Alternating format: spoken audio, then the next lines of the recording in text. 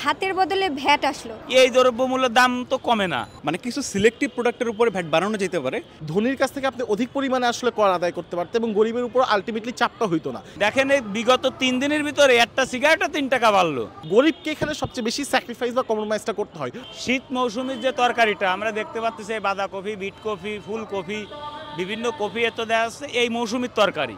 কিন্তু এছাড়া যে তরকারিগুলো আছে, যে তরকারিগুলো আমাদের নিত্য প্রয়োজনীয় বাজার থেকে মানে ডবল বৃদ্ধি দাম দিয়ে কিনতে হয়, এই দ্রব্যমূল্যের দাম তো কমে না। দেখেন এই বিগত 3 দিনের ভিতরে একটা সিগারেটে 3 টাকা বাড়লো। সিগারেটের দাম বেশি নিচ্ছে, আপনার ফোনের লোডের টাকা কাটে নিচ্ছে, বিভিন্ন দ্রব্যমূল্য সেন্টিগ্রেড করে করে যারা নিচ্ছে।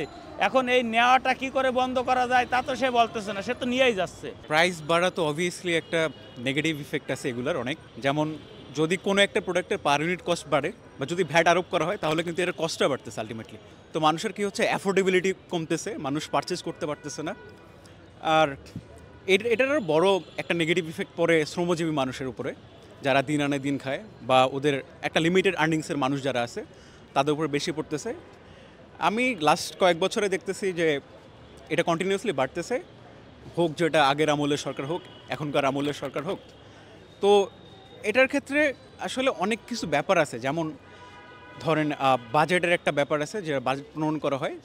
আসলে বাজেটের যে টাকাগুলো কালেক্ট করা হয় সেটা তো আমাদের থেকেই নেওয়া হয় আলটিমেটলি। তো সেগুলো দিয়ে আপনার গভর্নমেন্টের যে কস্ট আছে সেগুলো মেটানো হয়, ঠিক আছে। বাট আমি এতটুকু এক্সপেক্ট করব যে মানে এই শ্রমজীবী মানুষ বা সবার প্রান্তিক মানুষের কথা চিন্তা করে হলেও মানে কিছু সিলেক্টিভ প্রোডাক্টের উপরে ভ্যাট বাড়ানো যেতে পারে। কিন্তু এই যে কমোডিটি গুডস যেগুলো আছে, মানুষের নিত্য প্রয়োজনীয় জিনিসপত্র আছে, সেগুলো অ্যাফোর্ডেবিলিটির মধ্যে রাখার জন্য আসলে প্রাইসটা কনসিডার করা উচিত বা ভ্যাটগুলো কনসিডার করা উচিত। লাক্সারি গুডস যেগুলো আছে, ভালো ব্র্যান্ডেড কার বলেন বা অন্য কিছু বলেন, এগুলোর উপরে ট্যাক্স দিলে ইম্পোজ করলে মানুষ আসলে যারা আসলে টাকা আছে তারা পে করতে মানে খুব বেশি একটা হিমশিম খাবে না। প্রথমত হচ্ছে আমাদের যে সরকার যে ভ্যাট আরোপ করেছে এটা আসলে কোনো ভালো দিক দেখছি না। দ্বিতীয়ত হচ্ছে একটা রাষ্ট্র পরিচালনা করার ক্ষেত্রে যখন রাষ্ট্রের অর্থনৈতিক ঘাটতি আসে তখন সরকার বাধ্য হয়ে ভ্যাট আরোপ করে। এবং এই জিনিসটা হচ্ছে এমন একটা জায়গায় গিয়ে পৌঁছাইছে, বিগত সরকারের আমলে আমরা দেখেছি মানে ধাপে ধাপে ধাপে ধাপে আমাদের এই রাষ্ট্রের সাধারণ মানুষদের এবং মধ্যবিত্ত যারা আছেন তাদের উপরে সরকার এই ভ্যাট আরোপ করেছেন। কিন্তু এটা হচ্ছে একটা বুর্জুয়াদের যেই একটা নিয়মতান্ত্রিক ধারা, সেই ধারাটা অবলম্বন করছেন। আপনি একটা জিনিস লক্ষ্য করবেন, আমাদের দেশের প্রায় 90% মানুষ হচ্ছে মধ্যবিত্ত।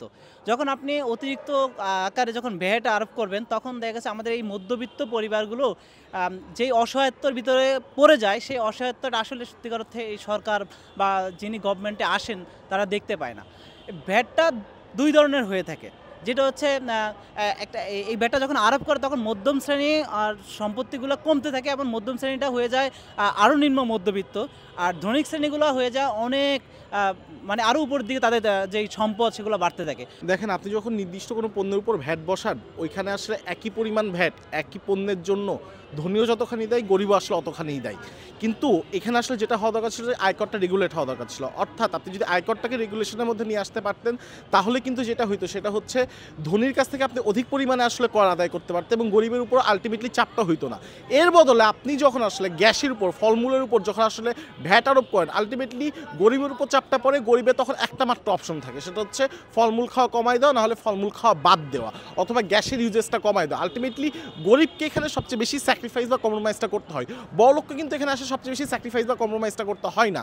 সুতরাং এই যে আইএমএফের বিভিন্ন শর্ত বা আইএমএফের বুদ্ধি শুনে এই যে ভ্যাট বাড়ানো এবং গরিবের উপর যে আসলে এই ধরনের চাপ প্রয়োগ করা, এটা আসলে একটা চক্রান্ত। আমরা মনে করি যে গরিবকে আসলে দিন শেষে ফাঁদে ফেলার এই ধরনের চক্রান্ত বা এই ধরনের নীতিগুলোকে আমরা আসলে নিন্দা জানাই প্রথমত। দ্বিতীয়ত আমরা মনে করি এই সরকারের আসলে কোনোভাবে এই ধরনের কোনো সিদ্ধান্ত নেওয়া উচিত না, কারণ এই সরকার অলরেডি এমন একটা অবস্থার মধ্যে ক্ষমতায় আসছে যখন কিন্তু আসলে গরিব মানুষ যথেষ্ট রকম চাপে আছে, সে মুদ্রাস্ফীতির চাপে আছে বা যে জিনিসপত্রের দাম বাড়ছে নিয়মিত সেই চাপে আছে। এরই মধ্যেই ভ্যাটের চাপটা আসলে তার উপর আরও বেশি চাপ প্রয়োগ করবে। বিশেষ করে ঢাকা শহরের দিকে যদি আপনারা দেখেন, এখানে প্রচুর মানুষ সিলিন্ডার গ্যাস ইউজ করে, প্রচুর স্টুডেন্ট আছে, ঢাকা বিশ্ববিদ্যালয়ের বাইরে তো ঢাকা শহরের স্টুডেন্টরা আছে, তারা এসে মেসে থাকে, বিভিন্ন বেকার যুবকেরা থাকে, তাদের দৈনন্দিন জীবনে মারাত্মক চাপ পড়বে। তারা আসলে তাদের দৈনন্দিন জীবনের ন্যূনতম চাহিদা মেটানো যেটা, সেই ক্ষেত্রেও আসলে তা শেষ পর্যন্ত মেটাতে পারবে কিনা সেটা একটা সন্দেহের বিষয়। আমি একজন শিক্ষার্থী হিসেবে আমি মনে করি যে এই ভ্যাট যেই মানে যে কোনো ঋণ পরিশোধ করতে ভ্যাটের উপর জোর দেওয়া, এটা খুবই মনে করি যে একটা নিম্নবিত্ত শ্রেণীর ওপরে চাপ প্রয়োগ করা। আমরা দেখতে পাচ্ছি যে এই ইন্টারিম গভর্নমেন্টের মূল দিকটাই আমরা দেখতে চাই যে সংস্কার, কিন্তু সেই সংস্কারটা কি ওই যে ভাতের বদলে ভ্যাট আসলো, সেই সংস্কারের বদলে আমরা পেলাম হচ্ছে ভ্যাট। তো এগুলো হচ্ছে আগের সিস্টেমকে আবার ব্যবহার করা হচ্ছে না, তো এটা আমার প্রশ্ন। আর আরেকটা হচ্ছে বাংলাদেশের যত মানে 5ই আগস্টে যেটা দেখেছি যে জুলাই অভ্যুত্থানে যেই ছাত্রদের পাশে জনতার যেই পার্টিসিপেন্টস, যেই অংশগ্রহণ, সেই জায়গাটা আমরা মানে অবহেলাভাবে দেখছি। কারণ হচ্ছে যে জনতার অংশগ্রহণ ছিল, সেই জনতার মধ্যে আকাঙ্ক্ষা ছিল যে এই ফ্যাসিবাদী সরকারের পতন হলে আমরা হয়তো জিনিসপত্রের শ্রমের ন্যায্য মূল্য পাবো, জিনিসপত্রের দাম কমবে, আমরা একটা ন্যূনতম একটা মানুষের মতো জীবন যাপন করতে পারবো। কিন্তু সেই জায়গায় দেখা যাচ্ছে যে সেই আগের পন্থাতেই হচ্ছে আমাদের ঋণ পরিশোধ করার একটা দেখছি। IMF-এর কথায় এসে তারা হচ্ছে আবার ভ্যাটটা বাড়িয়ে দেওয়া হচ্ছে, যেদিকে দেখছি আমরা মানে একটা মানে অস্থিতিশীল অবস্থা দেশে, আইন শৃঙ্খলা নাই, তারপর হচ্ছে বাজার সিন্ডিকেট, তারপর হচ্ছে আরও হচ্ছে বিভিন্ন নানান পায়তারা চলছে আওয়ামী লীগ সরকারের দ্বারা, এবং এই পায়তারাগুলোকে আবার কোনোভাবে হচ্ছে এই ভ্যাটের মাধ্যমে কোনোভাবে মানে অপশক্তির উত্থান হয় কিনা সেটাও একটা দেখতে হবে। বর্তমানে যে ভ্যাটের যে বাড়ানো হয়েছে সেটা আসলে এই সিচুয়েশনে আমাদের দেশের মানুষের জন্য একটা আসলে মরার উপরে খাড়া। আপনারা জানেন যে দীর্ঘ 16 বছর যে ফ্যাসিস্ট আমলে এই সরকার যেভাবে সিন্ডিকেটের মাধ্যমে মানুষের উপরে যেভাবে আপনার কর চাপিয়ে দিয়েছে এবং যে নিত্যপণ্যের দাম যেভাবে বেড়েছে, এখন এই সিচুয়েশনে মানুষ এসে অবস্থা খুবই খারাপ। ঠিক এই সিচুয়েশনে এই ভ্যাটটা মানুষের জন্য বলতে যে মধ্যবিত্ত এবং নিম্নবিত্ত যে মানুষ যারা আছে তাদের উপরে এটা একটা মানে চরম একটা আপনার তাদের জন্য একটা ইফেক্ট পড়বে আর কি।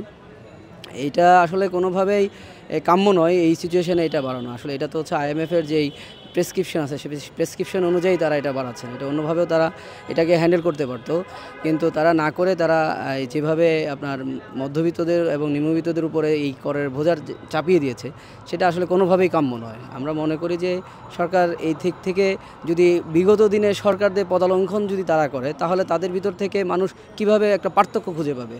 একটা বৈষম্য বিরোধী যে আন্দোলন, এই আন্দোলনটার মাধ্যমে মানুষ চেয়েছিল যে একটা মানে পরিবর্তন, যেটা পরিবর্তন যদি না আসে, বিগত সরকারগুলো যেইভাবে চলছে এখনও সরকার যদি সেভাবেই চলে তাহলে তো মানুষের আসলে কোনো লাভ হলো না। এই যে জুলাই অভ্যুত্থানের মানুষের যেই আত্মত্যাগ, মানুষের যেই জীবন উৎসর্গ করে দিয়ে একটা নতুন বাংলাদেশের যে স্বপ্ন দেখেছে, সেই স্বপ্ন সেখানে তো মানুষ প্রশ্নবিদ্ধ করবে যে আসলে কার জন্য হলো।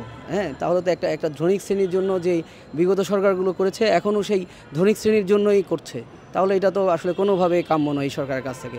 আমরা চাই যে মানুষের কথা বিবেচনা করুক, নিম্নবিত্ত এবং মধ্যবিত্তর কথা চিন্তা করে ভ্যাটটাকে আসলে আর বাড়ানো আমরা মনে করি যে প্রয়োজন নেই।